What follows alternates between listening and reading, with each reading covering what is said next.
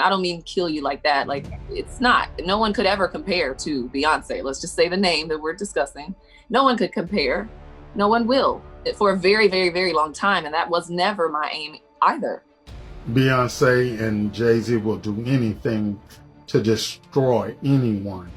Intentional, or was it the industry bullshit kind of made you feel like, you know what, I don't want to be involved? Or did they push you out a little bit? Like, what was it? Of the industry?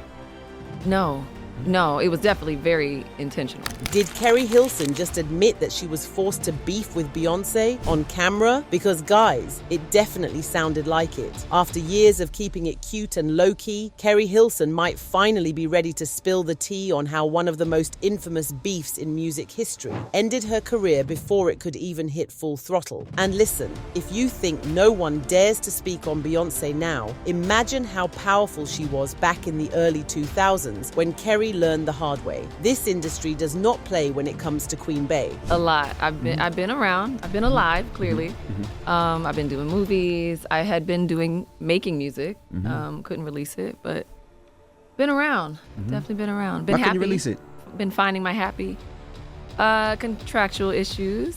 You know. But here's the twist. Keri's latest comments suggest that maybe, just maybe, the so-called beef wasn't even her idea. Now, for those who know the songs but not the story, Keri Hilson is more than just a pretty face with a few R&B hits. She's a Grammy-nominated songwriter, singer, and actress who was poised to become one of the biggest stars of the 2000s. But somewhere between chart-topping singles and red carpet appearances, her career hit a wall. And a lot of fans think it was because of her rumored feud with Beyoncé. So what really went down? Did Keri Hilson get blackballed for crossing the Queen? Or was she just a pawn in a much bigger industry game? Let's get into it. So, to fully understand this feud, we have to go back a couple of years. The year was 2009, and out of nowhere, a remix of Keri's song Turning Me On mysteriously leaked, and it had some very suspicious lyrics that had the internet in a chokehold. Now, Keri never said Beyoncé's name directly, but the Beyhive, they caught on real fast. In the track, Keri sings, "I ain't trying to start some mess. There's just something on my chest that I need to get off cause you turning me off, your vision cloudy. If you think that you're the best, you can dance, she can sing, but she need to move it to the left. Left. She need to go have some babies. She needs to sit down, she fake. You'll move it to the left?" That lyric alone had everyone thinking she was shading Beyoncé and her hit song Irreplaceable. Some fans even clocked a little jab at Ciara too, though that part was more low-key. But when people asked Keri about it, she denied it all. In a 2009 interview, she claimed the song wasn't about Beyoncé or Ciara at all and tried to keep it moving. I love the verse. Yes, I heard specific names being brought up. No, it's not about that. No,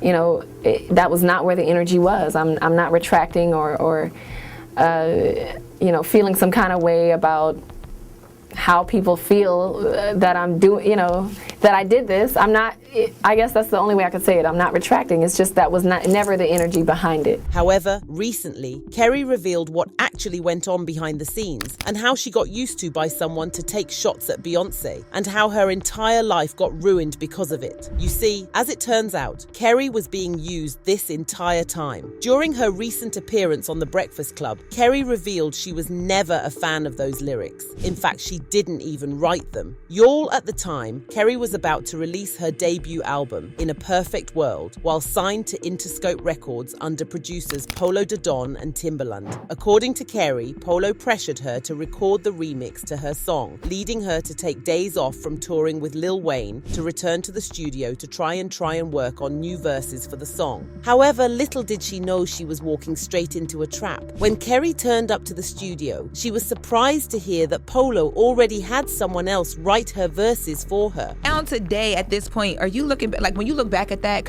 and people will bring it up, so I'm sure you're kind of preparing yourself for that. How do you not even explain it, but like, how do you look back on that? What are your comments on it now, so far removed from it? It's a regret. It's a regret, but not in the way that people would think, because that's a song that I actually didn't write. Those are not my words. I was on tour.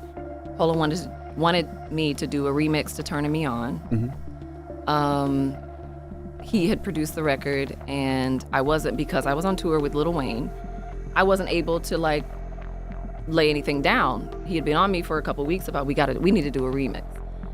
okay, so I take off. It wasn't happening quick enough for him. I take off, we fly in, and he had another writer in our camp at the time. He had her write this, so he played it for me like, this is the remix, because I'm thinking I'm coming in to go write a remix to turn me on. Like, The whole time I had been writing concepts, like, what would I say? How do I even remix this? Like, what do I want to? So I had lines and I had, things that I would have said, but I come into the studio and he plays me this verse, and I'm like, automatically, I'm like, I'm not saying that. That was my position, and that. But you knew it was shade when you heard it. Yeah. You could, but I didn't know really who it was about, but.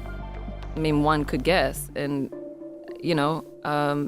Now, Keri knew straight away that verse was shady and she initially refused to sing them. But Polo threatened to not release her album and completely derail her career if she didn't. So despite her being against it, Keri caved into the pressure and did the verse. But in doing so, she completely destroyed her career. Immediately that song went out, Keri was finished. Now fast forward to 2011, almost 2 years after she released the song, Keri's career was in free fall. She was at the Soul Train Music Awards when a reporter tried to hand her a copy of Juicy magazine, which just so happened to have Beyoncé and Jay-Z on the cover, and Sis refused. She literally swerved the camera and said, "Who's that?" then refused to hold the magazine.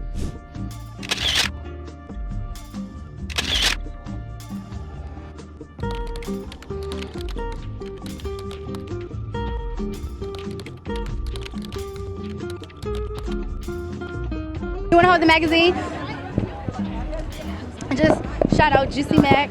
After that, it was on. Beyoncé declared war, and she did that without ever having to utter a single word. Rumours started flying that Beyoncé allegedly used her influence to blackball Keri in the industry. And the Beyhive?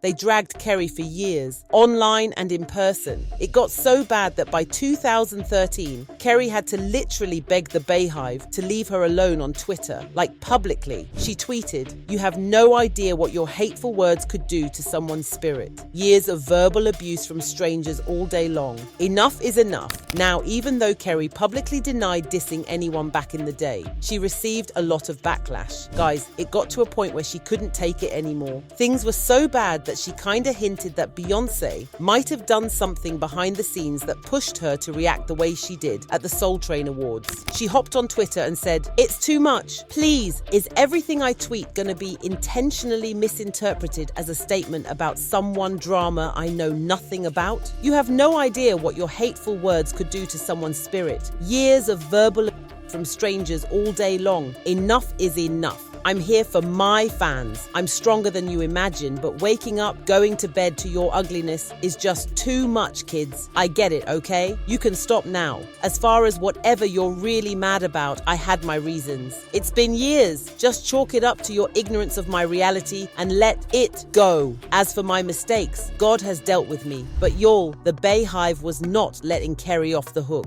At one point, Keri said fans were out here throwing Beyoncé CDs at her in the street, like literally chucking CDs at her head. In the years that followed, Keri tried to stay low and out of the drama. But let's be real, her career never fully recovered. The industry started treating her like a walking red flag, and she practically vanished from the spotlight. Now fast forward to 2020, and Keri finally let the mask drop. In an interview, that the Beyoncé beef got so out of hand that she was receiving serious threats, like scary threats. It's the price you pay, when you're early in your career, you feel that you have to listen. And when you buck, they buck harder and they make threats. And those threats are huge ones. And you know what I mean? You don't feel like you have a choice. I really didn't feel like I had a choice. It was do this or this will happen.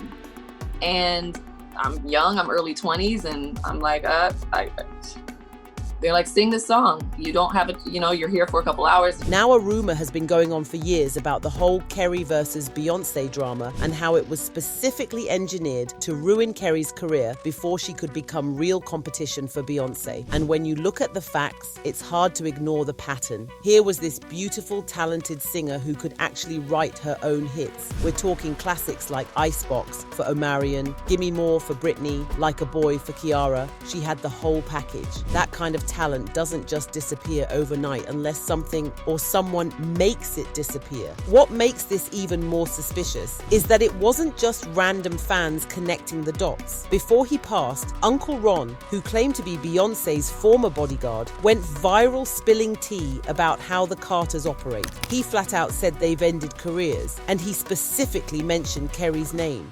Beyoncé and Jay-Z will do anything to destroy anyone who speaks out against them. Okay, I get the threats, but you have to remember one thing. I know your deepest secrets. I know so much about you and what you've done. I know so much on how you got where you are, how you stepped on many people. Beyoncé, how you guys ended Keri Hilson's career because she said something about you. Now, a while back, Uncle Ron passed away unexpectedly, just around the time people online started calling out Jay-Z and Beyoncé for their connection with Diddy. And while Uncle Ron's family didn't comment on his cause of death, TikTok influencer Samson Crouppen claimed he heard from sources close to Uncle Ron that he passed away from pneumonia. Patriots, I have this update just in. Someone in my comments, thank you, asked me, how did Uncle Ron die? I have some answers. Now, this is where it gets a little crazy. He died last month. He was only 59 years old, very young. Some people are whirling around that he died of that same pneumonia that Kim Porter had.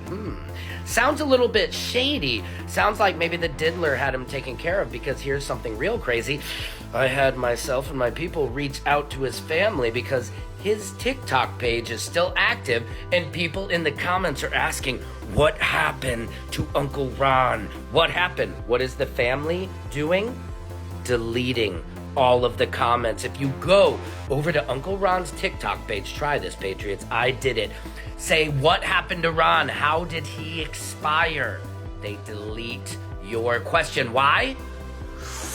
Because they want to keep their family members safe and everyone else in their life that they care about, because the diddler is not done with his nastiness. Meanwhile, fans noticed that the comments on Uncle Ron's old videos got disabled, including the one where he talked about Jay-Z and Beyoncé sabotaging other artists. However, one of Uncle Ron's last videos recently gained a lot of attention, and now fans are wondering if he knew someone was coming after him. If you knew you only had 24 hours to live, what would you do? Now, whether you believe him or not, when someone from the inner circle starts talking, you have to listen, especially when you consider how quickly Keri went from being everywhere to being nowhere right after that energy situation with Beyoncé. We're talking cancelled appearances, mysteriously dropped collaborations, radio silence where there should have been hits. The timing was too perfect. And let's be real, in an industry where connections mean everything, having the most powerful couple working against you, that's a death sentence. Keri had all the tools to be a megastar, but in this business, talent alone isn't always enough when you're up against forces that don't want to see you win. The question isn't really, did this happen? The real question is, how many other artists have met the same fate that we'll never hear about? Now, to be fair, Keri didn't always do herself any favors. She was always doing too much on social media, and she also got caught up in feuds with other artists, which led people to label her as bitter and messy.